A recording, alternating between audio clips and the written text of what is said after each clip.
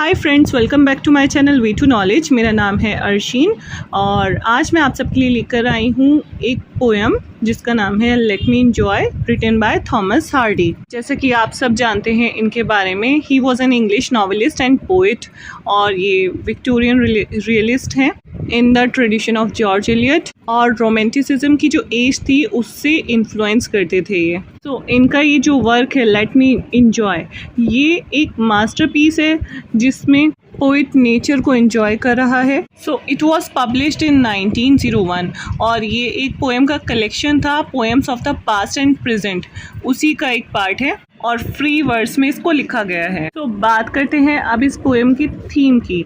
सो जो इस पोएम की थीम है वो है कभी ना रुकने वाली खुशियाँ, मतलब जल्द ही खुशियाँ हो या गम हो वो एट लास्ट ख़त्म हो ही जाता है। मतलब हर किसी की ज़िंदगी में दुख और सुख की जो कहानी है वो चलती रहती है, लेकिन इस पोएम के थ्रू जो पोइट है वो हम सबको मोटिवेट कर रहा है और कह रहा है कि भले ही जितनी भी ज़िंदगी में खुशियाँ हैं उसको हमें इंजॉय करना आना चाहिए। और ऐसा नहीं है जब हमें खुशी हमें पता होनी चाहिए कि हमारी खुशी क्या है। मतलब कि हमें छोटी छोटी चीज़ों में अपनी खुशियाँ तलाशनी है। ऐसा नहीं है कि हमारा बहुत बड़ा एक गेम है वो हमें जब मिल जाएगा तभी हम खुश होंगे, और उसको हासिल करने में चाहे 2 साल लग रहे हैं, 3 साल लग रहे हैं, तो हम खुशी नहीं रह सकते, हम इंजॉय नहीं कर सकते लाइफ को। ऐसा नहीं है, लाइफ का हर पल इंजॉय करना चाहिए। भले ही वो हमारा टारगेट 2 साल बाद का है, लेकिन 2 साल के हम अपनी ज़िंदगी वेस्ट कर देंगे उस टारगेट को हासिल करने में नहीं, बल्कि हमें उस टारगेट तक पहुंचते हुए भी अपनी लाइफ को एंजॉय करना आना चाहिए। और जो सेकंड थिंग है वो ये है कि अगर कोई कुछ भी काम कर रहा है तो हमें उसको अप्रिशिएट करना चाहिए ना, पॉजिटिव वे में। मतलब क्रिटिसाइज़ जो हम कर देते हैं, नेगेटिव एंड पॉजिटिव 2 तरीके का होता है। तो हमें किसी को भी अप्रिशिएट करना चाहिए, हमें हर किसी को अच्छे वे में करना चाहिए सो दैट उसका कॉन्फिडेंस बूस्ट हो। ऐसा ना हो कि हमारी बातों से कोई हर्ट हो जाए और वो जो भी काम कर रहा है उसको वो छोड़ दे, वो उसका जो मतलब दिल है वो ही टूट जाए। ऐसा नहीं होना चाहिए, हमें हर किसी को अप्रिशिएट करना चाहिए। और सेकंड थिंग इज़ कि अपनी खुद की कंपनी को एंजॉय करना आना चाहिए। ऐसा नहीं है हमारी खुशियाँ दूसरों पर डिपेंड है, हम अपनी खुशियों के खुद रिस्पॉन्सिबल हैं। सो चलिए स्टार्ट करते हैं हमारी poem. Let me enjoy the earth no less, because the all enacting might that fashioned forth its loveliness had other aims than my delight। So first 4 lines में जो पोइट है वो ये कहना चाह रहा है कि मुझे इंजॉय करने दो अर्थ पे, जितनी भी अर्थ पे ब्यूटीफुल चीज़ें हैं, जितनी भी खूबसूरती है, जो भी नेचर है, मुझे उसको इंजॉय करना है। भले ही मेरी ज़िंदगी में खुशियाँ नहीं हैं, जैसा मैं चाहता हूँ वैसी मेरी ज़िंदगी नहीं है। शायद जिसने ये दुनिया बनाई, जो क्रिएटर है, उसने मेरी खुशियों से ज़्यादा इस अर्थ पे फोकस किया, लेकिन मैं भी अपने सॉरोज़ पे ध्यान नहीं दूंगा, मैं भी अर्थ को एंजॉय करूंगा। मतलब कि एक पॉजिटिव मैसेज देना चाह रहे हैं इसके थ्रू पोइट। इसमें है कि हमारे अंदर हम कितनी भी प्रॉब्लम में हो, हम कितने भी ग्रीफ में हो, कितने भी दुख में हो, क्योंकि ज़िंदगी हमेशा एक सी नहीं चलती, हर कोई किसी न किसी परेशानी में घिरा रहता है। लेकिन अगर वो परेशानी के ही बारे में सोचेगा और अपने आप को खुश रखने की कोशिश नहीं करेगा, छोटी छोटी चीज़ों में खुशियाँ नहीं तलाशेगा, तो वो बहुत ज़्यादा परेशान हो सकता है। इससे अच्छा है कि हम अपनी परेशानी को भूल कर कि नेचर को एंजॉय करें, छोटी छोटी चीज़ों में खुशियाँ तलाशें, तभी हम खुश रह सकते हैं। फिर सेकंड स्टैंजा है, about my path there flits are fair, who throws me not a word और sign, I will charm me with her ignoring air, and lord the lips not meant for mine.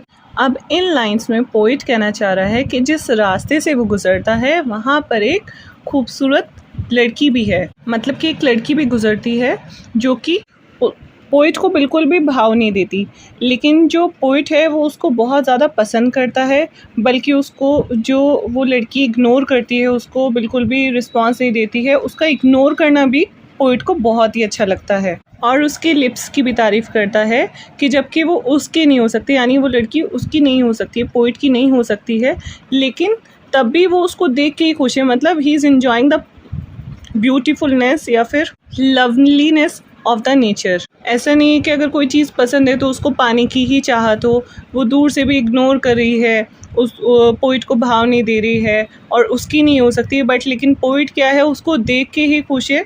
सो इतनी positivity आजकल हर एक में देखने को नहीं मिलती है, लेकिन ऐसा होना चाहिए, वरना आजकल तो लोग हर बात ईगो पे ले लेते हैं, अपने दिल पे लगाकर मेलो ड्रामा शुरू कर देते हैं।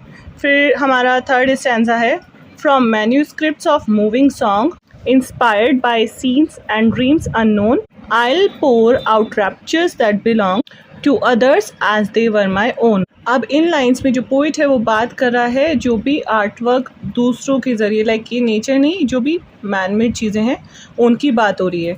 मैन्यूस्क्रिप्ट से लेके सॉन्ग्स तक और जितने भी आज पेंटिंग्स हैं, जितना भी आर्ट वर्क है, उन सबको वो देख के उनकी तारीफ़ करता है। मतलब हमेशा पॉजिटिव रिस्पांस देता है। एक होता है क्रिटिसाइज़ करना नेगेटिव वे में, वो सबको एक पॉजिटिव रिस्पांस देता है, इस तरह से जैसे कि वो उसके खुद के अपने बनाए हुए हों। क्योंकि जब हम किसी के भी वर्क की तारीफ़ करते हैं तो उससे उसका कॉन्फिडेंस और ज़्यादा बूस्ट होता है, वो फिर अपने काम में और ध्यान देना शुरू कर देता है।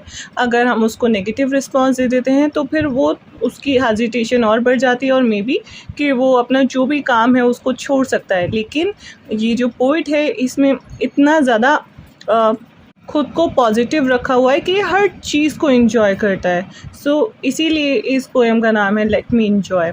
ठीक है, अब फोर्थ स्टैंजा है हमारा, and some day hence towards paradise and all it's blessed if such should be, I'll lift glad afar of eyes though it contain no place for me। अब इन लास्ट लाइंस में जो poet है वो बात कर रहा है paradise की, आफ्टर लाइफ की, यानी जब आफ्टर लाइफ होगा, पैराडाइज में जाने का टाइम आएगा, सो बहुत से लोग बहुत ही ज़्यादा ब्लेसफुल होंगे, बहुत ज़्यादा खुशकिस्मत होंगे, फॉर्चुनेट होंगे जो कि पैराडाइज में जाएंगे। और मैं सबको देख के दूर से ही खुश होऊंगा, लेकिन मैं जानता हूँ कि उस पैराडाइज में मेरे लिए जगह नहीं होगी। अब पोइट यहाँ पे भी खुद को अकेला ही मान रहा है।